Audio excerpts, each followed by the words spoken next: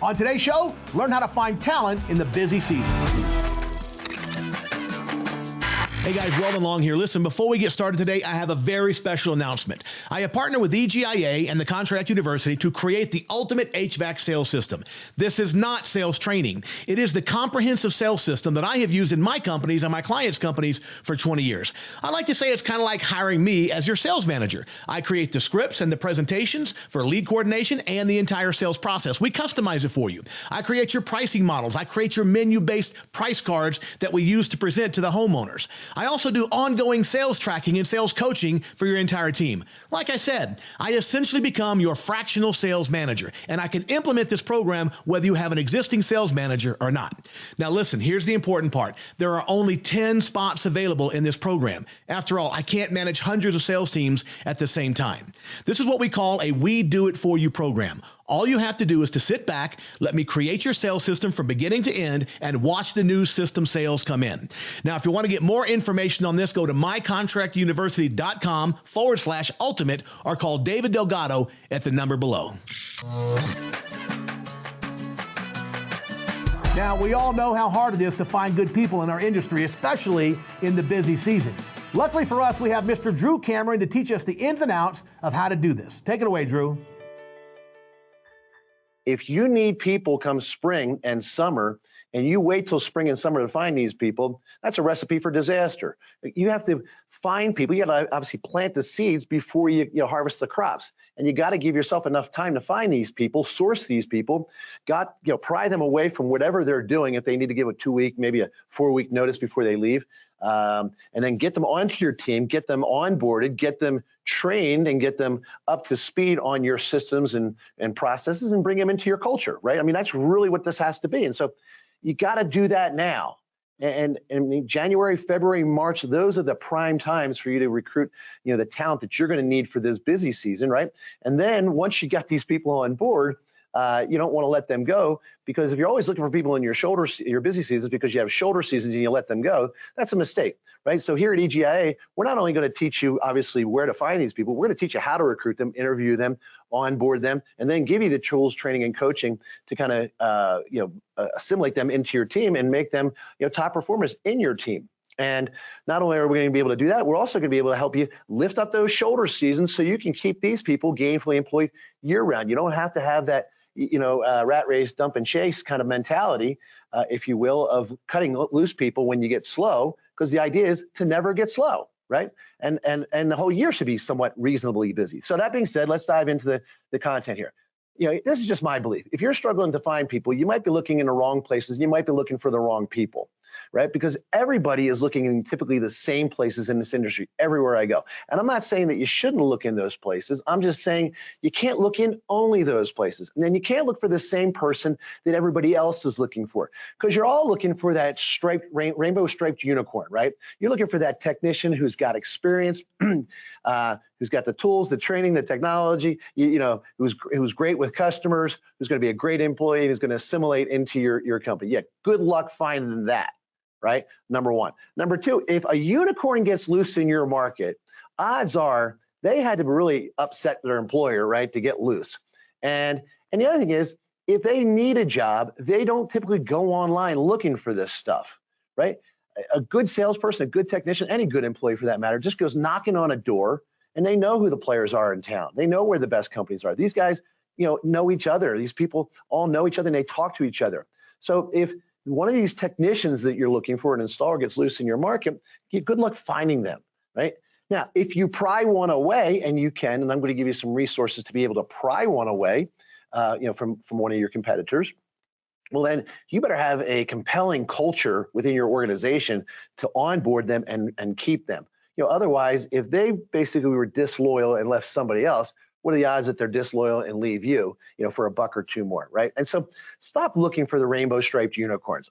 If you get one, great, congratulations, you'll be lucky. Odds are you get someone else's headache and heartache, okay?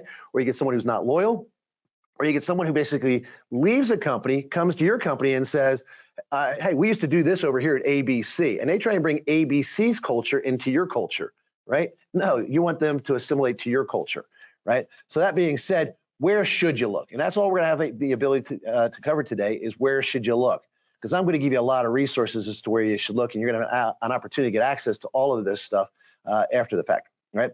So the first thing you got to think about is, I hate that phrase, let's start thinking outside the box. That's a dumb phrase, because if I'm in proximity to the box, I still see the box. I'm still thinking about the box, right? Everything that's coming up is in relationship or relative to the box, the proximity of the box. I want to give you a blank sheet of paper, a blue ocean, blue sky, and say, what's possible? Where could we look, right? And again, today, in a limited amount of time, I'm going to give you a lot of resources, but they're not the only resources. But it's a lot of ones that you probably aren't even aware of, and ones that you've never considered. And so I want you to just kind of not think outside the box. I want you to get rid of the box altogether and say, you know what? Blue ocean strategy here. What could we do? Where could we look? What could we offer somebody? How could we change the way we go about doing this? And really, at that point, you kind of say, then what is possible, right? And so that being said, you've got to fish differently if you're going to be in the same pond as everybody else. So if you're going to go into the same pond as everybody else, and I'm not saying that you shouldn't, okay, then you got to look and sound and feel differently, right? And so fishing differently means different bait, different lure, different rod, different reel, right? And that way, you're maybe a little bit more attractive in that space than anybody else who might be in that space, right? And so you have to market, for these opportunities like you would any other products and services. And if you're not really good at marketing, then you have to learn how to market your products and services, because what you have here is an opportunity of a lifetime. Right? And so you've got to basically put out there, about what's in it for the person first. Target the person, what it is, that the person's going to get by coming on board with you. What are the benefits that you're going to give to me as the target audience, right? It can't be about your logo and your name first. Nobody cares about your company name, right? They'll care about themselves first, your customers, as well as do your coworkers. And then number two is you can't put the barriers to entry into the ad. I understand you might want somebody who has 5 years experience, but you're not going to find them that way, right? And putting that barrier to entry into your marketing is just foolish, because you're basically saying right out of the gate, what if somebody has 3 years experience, but they're really good and they're like a prodigy? And I had one of those, in my company. I would have never found that individual if I put, 5-year experience in there. And if I put in there 5-year experience desired but not required, again, the barrier to entry is still there. So if you're looking for somebody who just has mechanical aptitude, right, with a good attitude, well, then don't put the barrier to entry into the marketing. And you got to look and sound and feel differently with your marketing. And we teach you how to do that when you come to EJ. We actually have a class coming up on recruiting. So yes, you can run ads in the newspaper classifieds. Again, that's where other people do this stuff too. Again, this is what we're talking about. But look and sound and feel differently, right? Display ads in the sports section in the newspaper, right? Again, if I'm not unemployed, I'm probably not looking in the employment section, but I might be in the sports section and general news section. And those who get the newspaper read the newspaper. So there's still viable opportunity there. Advertise in the weekly and monthly trade publications that are out there. You can obviously put a website recruiting page with online recruitment videos on your site. We'll talk more about other ways to do that a little bit later. You can have a dedicated recruiting microsite, and I'll give you some examples of that a little bit later, and then optimize that microsite as well as your landing page on your site for SEO and pay-per-click. Billboards, building signage, obviously vehicle signage or vehicle magnet, disposable road or property signage, again, where you're allowed to do that. There's a lot of good opportunities to go out there and go do recruitment marketing that way. Obviously, radio, Pandora, Spotify, those streaming services also on television, such as television, network television, cable, Netflix, Hulu, so forth and so on, right? Again, you can put your recruitment marketing out into those spaces and, again, gain some traction, right? Again, remember, you're not just targeting the people that you're looking for. You're targeting everybody in their universe, everybody who's in their lives. The idea is to be disruptive in the potential candidates' lives with compelling content, right? And so you want to make sure that your recruitment marketing stands out. It's not about you. It's a disruptive message that just gets attention. The only thing you're looking to make happen with your recruitment marketing is for the phone to ring, or for them to reach out or pop by your office, right? You're not looking to sell the job. Per se, you're really just looking to kind of get into their lives and kind of interrupt what they're thinking about, right? And so, what are some of the usual suspects that are out there that we also play with, right? Online, okay? I get it. Everybody's out there playing this game, and as I said, I'm not saying don't do it, but don't do just this, because again, you may not get what you're looking for as far as your efforts. Indeed, ZipRecruiter, Glassdoor, Monster, Career Builder, Craigslist. Angie.com, which is of course becoming Wellfound, actually next month, next month it's becoming Wellfound. So they're changing their name, right? They obviously years ago were Service Magic, and then of course became Angie's List and Home Advisor, and now Service Magic. You know, all this has evolved to Wellfound. Why? Because everybody knows it's a horrible platform, and if you're affiliated with it, it's something you should find a way to kind of market so that you don't have to rely on this. Because the best contractors out there are not part of that platform, and you don't need to be a part of that platform. Right? Then you have what we call trade-specific sites. Look at all these sites that are out there for the trades, specifically targeting people who are looking at the trades and for people who want to put ads out there to attract people who are coming to the trades. So if you're an employer, you can put ads out there, right? And if I'm looking for an opportunity, I can post my resume out there. And so you've got a lot of trade sites. And again, for time purposes, I don't have time to walk you through each of them. But again, a lot of opportunity to kind of take a look at those and get this material after the fact here today, right? So another set of trade sites that are available to you here as well. And again, you may or may not be affiliated with Lowe's or Home Depot for buying products and services. And I understand they're in our space as a competitor to some extent. But that being said, you can get some ideas. They've developed some good site material for their recruitment pages as well. And then a few others that are very specific to us and our industry are these three, right? Or four, excuse me. And so ACCA, if you're a member, you can go ahead and find some work development resources out there. They don't give you the ability to post and whatnot, but they give you some materials that you could use for marketing and advertising to people that are out there. So again, a plug for their membership is always good as well. And then your government sites, right? Federal and state government sites have some resources for you as well to help you go ahead and not only find and source people, but also to develop this. And there are also in certain areas, federal and state grants out there to retrain the workforce. People may be transitioning from, let's say, the military to the trades. And so you can actually get the training paid for. And we talked to you about that because I also have a whole bunch of resources to fast track getting technicians and installers up to speed. And then obviously here at the EGIA, we have what is called, at EGIA, we have Contractor University, but we also have the foundation. And the foundation is a non-for-profit as well that is geared towards training, but also bringing people into the trades. We have scholarships and other resources available to you on the website, alwaysindemand.com. As well as Always in Demand on the Instagram page. There are a lot of resources, social media posts that have been very creative that really kind of target this younger audience. There's even a compelling video out there that as a member you can get access to, and you can even sponsor a scholarship here through EGIA as well. So that way you can kind of start plugging that at your local high schools and trade schools, and bring people into the trades. And then lastly, I think we wait too late to get people attracted to the trades. And so there's a resource there for some coloring books for kids, animated books for kids if you want some coloring books that can target kids at a young age to kind of think that the trades are cool, right? Because most of the best jobs that are available today in this economy, don't require a 4-year degree. And some of the highest paid with the lowest amount of debt for education are going to be not getting a college degree, but we haven't done a good job in the trades of marketing that. Mike Rowe from Dirty Jobs, and Somebody's Got to Do It, has done a good job of helping us get the name, the word out there for the trades. But, there's a whole bunch of organizations now that are really trying to push that out there, EGI being one of them. And if you're a part of the program and the mission here, we can help you with that, that process as well. And then I talked to you a little bit earlier about obviously the company career microsites, meaning you can have a landing page on your site, and you should, okay? But you're optimizing that site and most of those pages for your products and services. And so you can have a landing page, and you should there, so that people can and you should also have a widget on the front page so people can quickly get to the careers page, right? But what I'm also saying is you can have a dedicated site specifically for targeting people that you can optimize for SEO and PPC and whatnot. And these are some examples of that. And so you can find some really good ideas that you can rob and duplicate, if you will. Be careful about copyrights, but again, you get some really creative ideas from these sites. So these are some of my friends and colleagues and other good ones that I've come across the country here. So about 3 pages of sites are available to you for microsites, as well as landing pages within a site. And so some really good ideas there.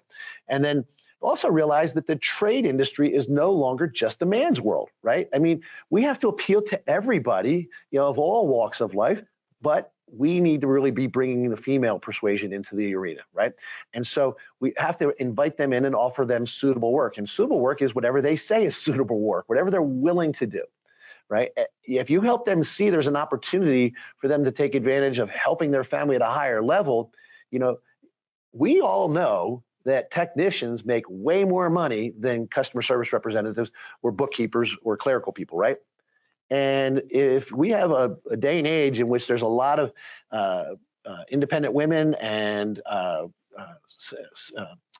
do you call it, single parent family, households and whatnot, and they have to be, they're out there to make it on their own. Most of them know they're not going to be able to make it on a CSR salary, right? But if we show them that they can do this and that we can basically fast track them and help them with the education and the tools and give them an environment in which they feel proud and the ability to have successful, fulfilling work, again, we can make women attracted to being a technician or an installer or even a salesperson.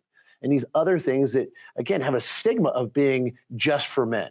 And that's on us, because we have been a male-dominated industry, and the men in this industry, and I've been here 48 years, and my family's business and whatnot, my father before that, that's just the way that it's been. That's just not the way that it should be, though, right? So that being said, here's another site, where you can get some ideas about, support materials and resources for bringing women into the trades.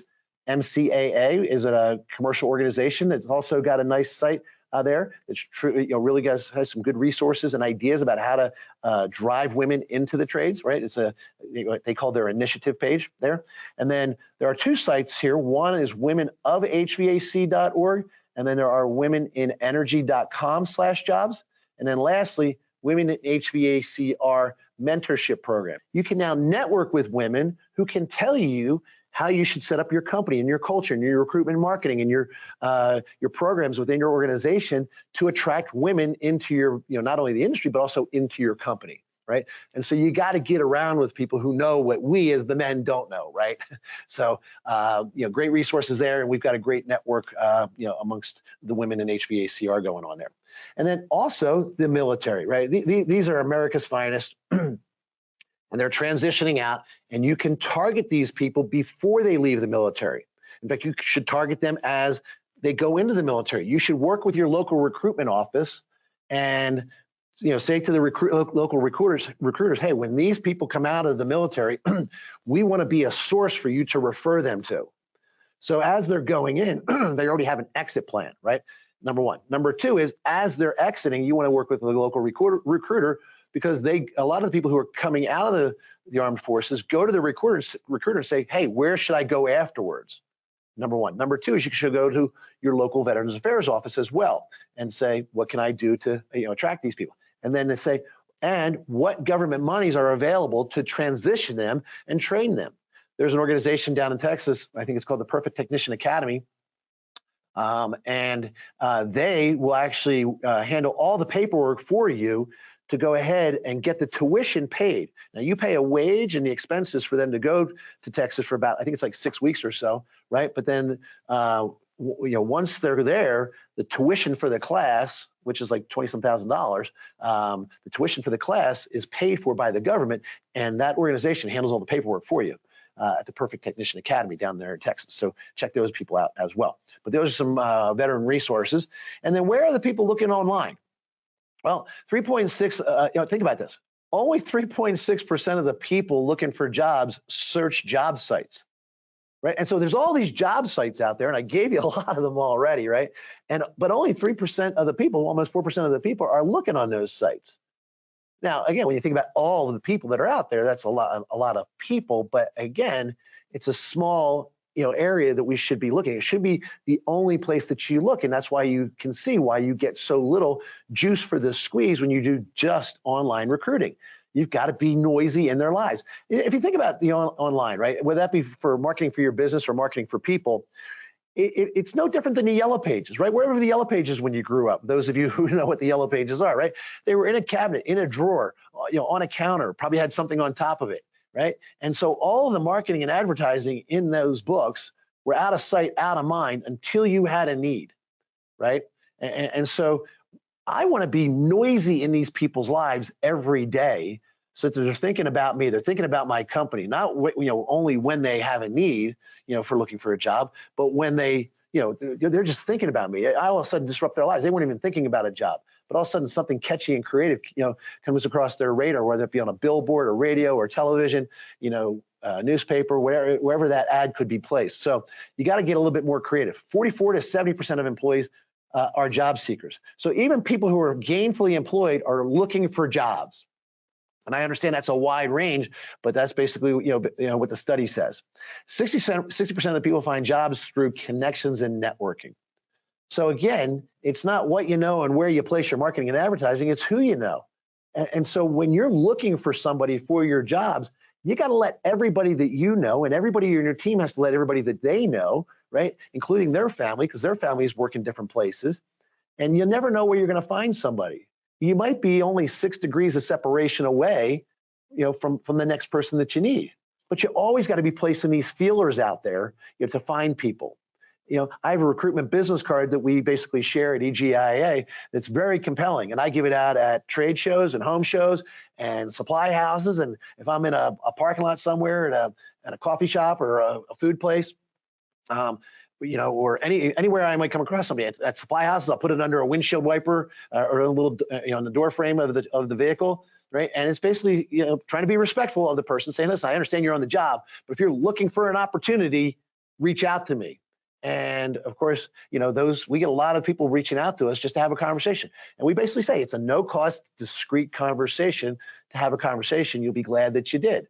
But it's a very compelling business card that we share at EGIA to do that, because again, I'm going to be out there making noise and connecting with people. 79% of job seekers will use social media. So they're not searching online, the job sites, they are searching social media, according to Glassdoor. And then lastly here, online and social media recruiting. This is where you can find some statistics and facts about online and social media recruiting. This will guide you in how you build your ads and where you target them and how you run those ads and whatnot. And so I gave you 3 sites there that you can go ahead and find out what you need to kind of build your social media ads. Awesome content right there. As always, be sure to share this on Facebook. And if you're not a member, click the button below to get a 30-day free trial, giving you access to all of our amazing content. Well, that's our show for this week, folks. We'll see you soon. Until then, bye-bye for now.